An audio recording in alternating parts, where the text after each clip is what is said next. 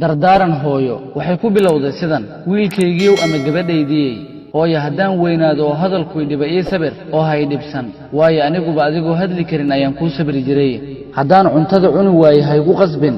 markaan u baahda anigaa cunaye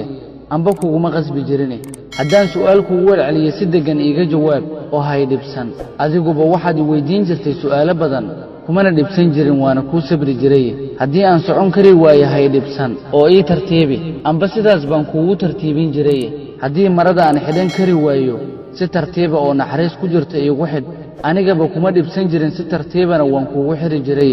haddii suuliga aan awoodi waayo kaadida iyo saxaradana iska dhiqi waayo si naxariisa iiga dhaq hanay dhibsan waayo amba kuma dhibsan jirin haddii aan hadallada badan iyo su'aalaha soo noqnoqonaya kugu dhibo hay dhibsan waxaa laga yaabaa inay khayr badan kuu tahay haddii aan foolxumaado ilkuhu iga dhacaan dhigaha wax ka maqli waayo indhuhu daciifaan lugaha socon waayaan gacmuhu wax qaban waayaan carabku hadalku yareeyo maskaxdu isku dardarsanto saxaradu iska daadato kaadidana sidoo kale sariirta mar walba aan wasaqeeyo hooyahay dhibsan waayo sidaan ma ahaan jirin xasuusnow inaan ku hayn jiray adigoo saxarada iyo kaadidaba iska tiri karin lugu aad ku socotana lahayn gacmo aad wax ku qabsatana lahayn maskax aad wax ku fahantana lahayn xasuusnow inta aad maanta igu aragtay in ka sii badan inaan kugu soo sabray welibana farxad u arkayay oo aanan maalin kaliya ku dhibsan hooyo ha noqon shaqi yacni caasi waalidayn ama midkoodba abaal aan lahayn ee noqo abdi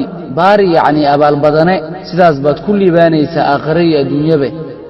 ilaahayow waalidkeena u naxariiso siday noogu naxariisan jireen annagoo yaryar aamiin aamiin